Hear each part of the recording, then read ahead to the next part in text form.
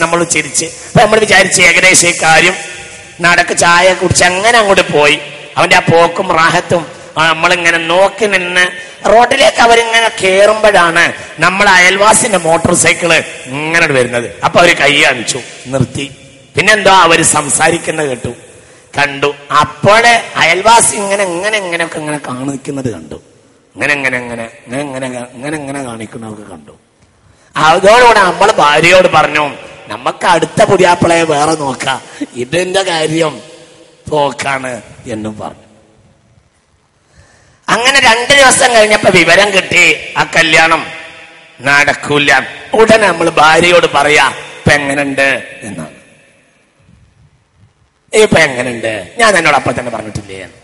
സത്യത്തിൽ ഈ ഒരു കാറം മനസ്സിന്ന് പോവില്ല, എത്രയും പോവില്ല.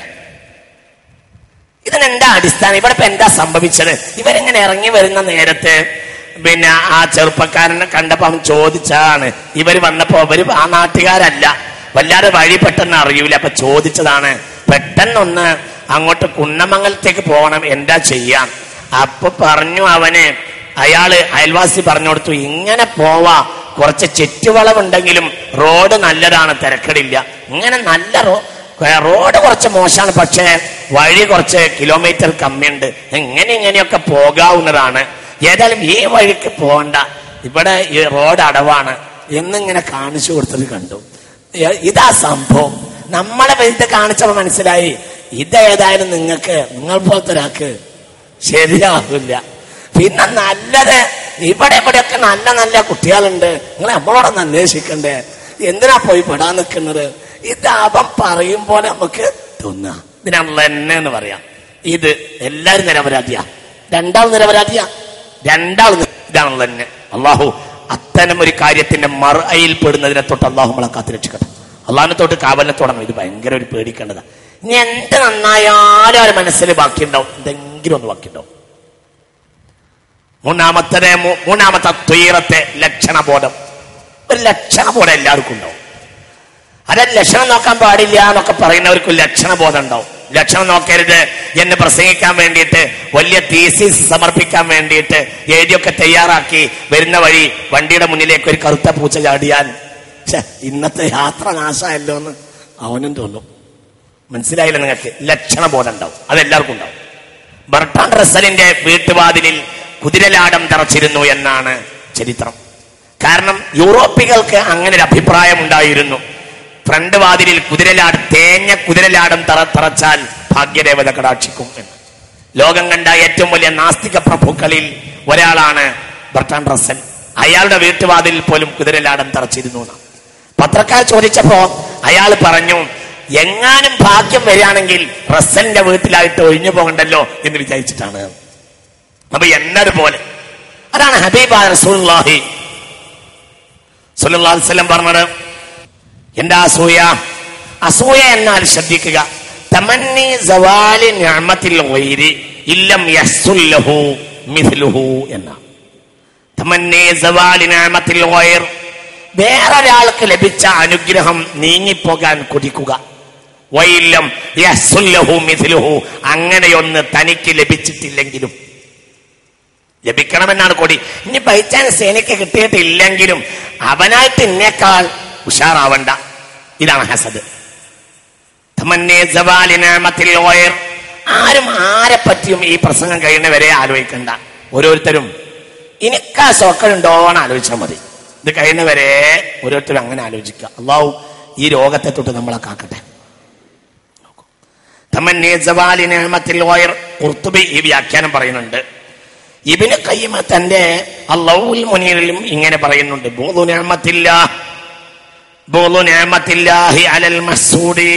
ഒരാൾക്ക് അള്ളാഹു ചെയ്തു കൊടുത്ത അനുഗ്രഹത്തിന്റെ മേൽ ഒരാൾ ദേഷ്യം വെക്കുക.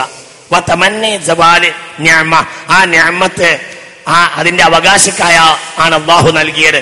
ഒരു നിഅമത്ത് അള്ളാഹു നൽകുക ആർക്കായിരിക്കും? അതിന്റെ അവകാശിക്ക് നൽകൂ. മനസ്സിലാക്കണം കേട്ടോ. ഹബീബായ നബി പറയുന്നുണ്ട്, അള്ളാഹു ഒരാൾക്കൊരു നിഅമത്ത് നൽകിയാൽ അവൻ അർഹതയുള്ള പീരിയഡിൽ മാത്രമേ ആ നിഅമത്ത് അള്ളാഹു അവനിൽ നിലനിർത്തുകയുള്ളൂ. അവൻ അതിന് യോഗ്യനല്ലാതെയാകുന്ന സമയത്ത് അള്ളാഹു തിൽക്കൻ നിഅമ, ആ നിഅമത്ത് അള്ളാഹു എടുത്തിട്ട് മറ്റൊരാൾക്ക് കൊടുക്കും. അപ്പോൾ ഒരിക്കൽ നമ്മൾ അയാളോട് ശത്രുത വെക്കുന്നത് ആരോട് ശത്രുത വെക്കും പോലെയാണ്. അയാൾക്ക് അതിന് എന്തെങ്കിലും യോഗ്യനല്ലാതെ വന്നാൽ ആ പണി ആരെടുക്കും? അള്ളാഹു എടുക്കും. മനസ്സിലായോ നിങ്ങൾക്ക്? വളരെ ചിന്തിക്കണം, വളരെ ചിന്തിക്കണം. മനസ്സിലായില്ലേ? ഇത് വളരെ പ്രധാനപ്പെട്ട കാര്യമാണ്. ഒരാള് ഒരു നിഅമത്ത് അല്ലാഹു നൽകി അനുഗ്രഹിക്കും, അതിന് പറ്റുന്ന കാലം അത്രയും. പറ്റാതായാലോ ആ നിഅമത്ത് അല്ലാഹു അയാളിൽ നിന്നെടുത്ത് കളയും. കം തറകൂ മിൻ ജന്നാത്തിൻ വഉയൂൻ വസ്റുഇൻ വമഖാമിൻ കരീം വനഅമത്തിൻ കാനൂ ഫീഹാ ഫാകിഹീൻ കദാലിക വഅൗറസ്നാഹാ ഖൗമൻ ആഖരീൻ. സൂറത്തുൽ ദുഖാൻ പറഞ്ഞു. എല്ലാ അനുഗ്രഹം ഉണ്ടായിരുന്നു ഫറോവക്ക്, എന്നാൽ അതെടുത്ത് മറ്റൊരു സമൂഹത്തിന് നാം നൽകി എന്ന് ഖുർആൻ പറയുന്നുണ്ട്. അല്ലാഹു നാഫിയായ ഇൽമിനെ തരട്ടെ. ഞാനൊരു ആയത്ത് കൂടി ഓതിത്തരാം. ഖസസിൽ അഊദു ബില്ലാഹി മിനശ് ശൈത്വാനിർ റജീം ബിസ്മില്ലാഹിർ റഹ്മാനിർ റഹീം വനുരീദു അൻ നമുന്ന അലല്ലദീന ഇസ്തുൽഇഫു ഫിൽ അർള് വനജഅലഹും അയിമ്മ വനജഅലഹുൽ വാരിസീൻ. വനുരീദു അൻ നമുന്ന അലല്ലദീന ഇസ്തുൽഇഫു ഫിൽ അർളി. അടിച്ചമർത്തപ്പെട്ടവരുടെ മേൽ ഒരു കാലത്ത് ഒരു സമൂഹത്തിനുണ്ടായിരുന്ന അനുഗ്രഹം പിന്നീട് നാം അടിച്ചമർത്തപ്പെടുന്ന ജനതയുടെ മേൽ നൽകും. വനജഅലഹും അയിമ്മ. അപ്പോൾ അടിച്ചമർത്തിയവരുടെ കയ്യിലായിരുന്നു ഒരു കാലത്ത് എന്തുണ്ടായിരുന്നത്? നിഅമത്ത്. ആ നിഅമത്ത് അവരെ കയ്യിൽ നിന്ന് എടുത്തിട്ട് ആർക്ക് നൽകും? അടിച്ചമർത്തപ്പെട്ട ജനതക്ക് നൽകും. വനജഅലഹും അയിമ്മ. എന്നിട്ട് ഈ കീഴാളന്മാരെ നാം അയിമ്മ, ഇമാമിന്റെ ബഹുവചനം, അയിമ്മ നേതാക്കളാക്കും. വനജഅലഹുൽ വാരിസീൻ. ഈ അനുഗ്രഹങ്ങളുടെ അനന്തരാവകാശികളുമാക്കും. പുതിയ അനുഗ്രഹം ഒന്നും വേണ്ട, എല്ലാ അനുഗ്രഹവും എവിടെയുണ്ട്? ഇവിടെ ഉണ്ട്. അള്ളാഹു വിധിച്ചാൽ മതി. അള്ളാഹു നൽകട്ടെ. ഉറക്കപ്പറ, അള്ളാഹു നൽകട്ടെ. അപ്പോൾ ചിന്തിക്കുക. അപ്പോൾ മഹ്സൂദ് സത്യത്തിൽ ആരുടെ ശത്രുവാ? അള്ളാഹുവിന്റെ ശത്രുവാ. ഒരേ ആൾ അവകാശപ്പെട്ട പീരിയഡിൽ മാത്രമേ ആ അനുഗ്രഹം അള്ളാഹു അയാളുടെ കയ്യിൽ നിലനിർത്തുകയുള്ളൂ. അള്ളാഹു നമുക്ക് നൽകട്ടെ. അപ്പൊ നിങ്ങൾ വിചാരിക്കും, ഒരു ഉപകാരമില്ലാത്ത ഒരാൾക്ക് അള്ളാഹു വലിയ പണം കൊടുക്കുന്നു, അതും ഒരു ഉപകാരമാണ്. വേറുള്ളവർക്ക് ഇബ്രത്താണ്. വേറുള്ളവർക്ക് ഇബ്രത്ത് ഉണ്ടാകും. ഒരു ലുപ്തനായ തെനാട്ടിനെ കുറിച്ച് ഇന്നലെ എനിക്കൊരു ഇബ്രത്ത് ഉണ്ടായിട്ടുണ്ട്. ഇന്നലെ ഞാൻ ചിന്തിച്ചിട്ടുണ്ട്. വലിയ പണക്കാരനായ ഒരാൾ, ഒരു വലിയ അനുഗ്രഹമുള്ള ഒരാള്, ഒരത്യാവശ്യം ഒരാൾക്ക് ഒരു ക്യാൻസറിന്റെ കാര്യം പറഞ്ഞു തന്നപ്പോ 20 ഉറുപ്പിക എടുത്തു കൊടുത്ത ഒരു കഥ എന്നോട് ഒരാൾ പറഞ്ഞു.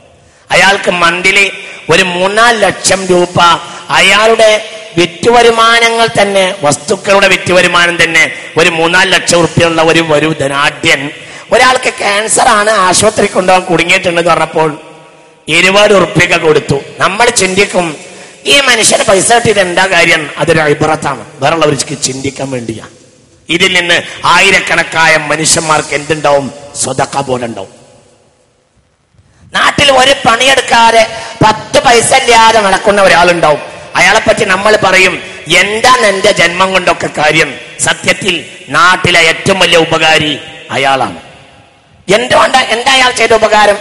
അയാൾ ആ നാട്ടിലുള്ള ആയിരക്കണക്കായ മനുഷ്യരെ ചിന്തിപ്പിക്കുന്നുണ്ട്. ഇവനെ പോലെ ആയാൽ നമ്മളും തെണ്ടും. മനസ്സിലായില്ല? അതിനൊരാൾ വേണ്ടേ? മനസ്സിലായില്ല നിങ്ങൾക്ക്? അല്ല, നിങ്ങൾ പറയും, ഇപ്പോൾ നീ നിന്റെ ഭാര്യക്ക് മാത്രം നീ ഭക്ഷണം കൊടുത്തത്. സത്യത്തിൽ ആ നാട്ടിലെ എല്ലാ ഭാര്യമാർക്കും ഭക്ഷണം കൊടുത്തത് ഇയാളാണ്. അതിന് ഇയാൾ സബബായിട്ടുണ്ട്. കാരണം മനസ്സിലാവണില്ല നിങ്ങൾക്ക്? ഒരു പണിയെടുക്കൂല, 10 പൈസയും കയ്യിലില്ല. ആരെങ്കിലും ചായ കുടിക്കുകയാണെങ്കിൽ അവിടെ പോയിരിക്കും. എന്നിട്ട് ഇങ്ങനെ ചെരിയിലേക്ക് നോക്കും. അപ്പൊ അന്നൊരു ചായ അവനും കൊടുക്കുന്ന ലാസ്റ്റ് പറയും, എന്താ മമ്മദ് എന്നൊരു ചോദ്യം ചോദിക്കും. മമ്മദ് എന്നുള്ളൊരു എക്സാമ്പിൾ ഞാൻ ആരെങ്കിലും മമ്മദ് ഉണ്ടെങ്കിൽ ബേജാറാവണ്ട. അപ്പൊ ഈ ആള് സത്യത്തിൽ വേറുള്ളവരെ ചിന്തിപ്പിക്കുന്നില്ലേ? അല്ലാഹു റബ്ബനാ മാ ഖലഖത ഹരാ ബാതിലാ. ഇവിടെ ഒന്നിനെയും അള്ളാഹു വെറുതെ പടച്ചിട്ടേ ഇല്ല. എന്തൊരു ഉപകാരം! നഫീ ഖൽഖിസ് സമാവാതി വൽ അർളി വഖ്തിലാഫിൽ ലൈലി വൻ നഹാരി ആയാതിൻ ലിഉലിൽ അൽബാബ് الذين يذكرون الله قياما وقعودا وعلى جنوبهم ويتفكرون في خلق السماوات والأرض